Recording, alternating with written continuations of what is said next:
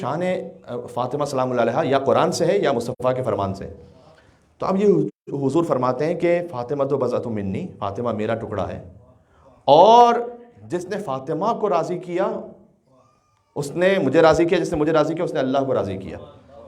یہ جملہ آپ نے ہزاروں مرتبہ سنا ہے، لیکن اس کی ذرا عظمت کو محسوس کیجیے گا تھوڑا سا گہرائی میں جا کر. فاطمہ میرا ٹکڑا ہے، فاطمہ کی رضا میں خدا کی رضا ہے. اس کا کیا مطلب ہے؟ یعنی کیا خدائے متعال مجبور ہے اس بات پر کہ جب فاطمہ راضی ہو تو خدا راضی ہوگا؟ کیا یہ بات کوئی ضروری ہے کہ جب بھی سیدہ سلام اللہ علیہ راضی ہو تو خدا راضی ہوگا؟ خدا مجبور تو نہیں ہے. تو پھر کیوں ہے کہ سیدہ کی رضا میں خدا کی رضا ہے؟ خدا مجبور تو نہیں ہے. اس کا مطلب یہ ہے کہ یہ بات طے ہے کہ سیدہ ہر وہ شے بھی جانتی ہیں کہ جس سے اللہ راضی ہے، اور ہر وہ شے بھی جانتی ہیں کہ جس سے اللہ ناراض ہے. یہ علم یہ علم سیدہ سلام اللہ علیہ پر دلیل ہے، علم لدنی. ہاں بات واضح ہو رہی ہے؟ یعنی ہر وہ شے بھی جانتی ہے جس سے اللہ راضی ہے، ہر وہ شے جانتی ہے جس سے اللہ ناراض ہے، ہر اس بات پر پابند ہے جس سے اللہ راضی ہے، ہر اس بات سے دور ہے کہ جس سے اللہ ناراضی ہے.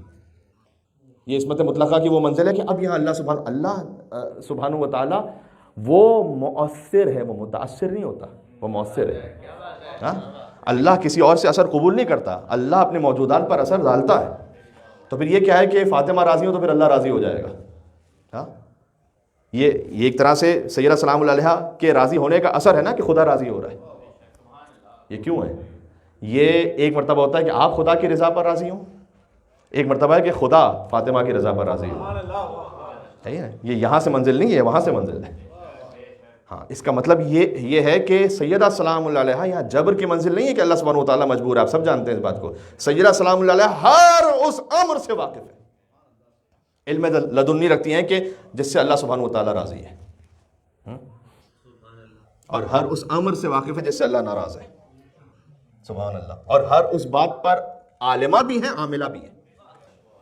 بات ذہن میں آ گئی؟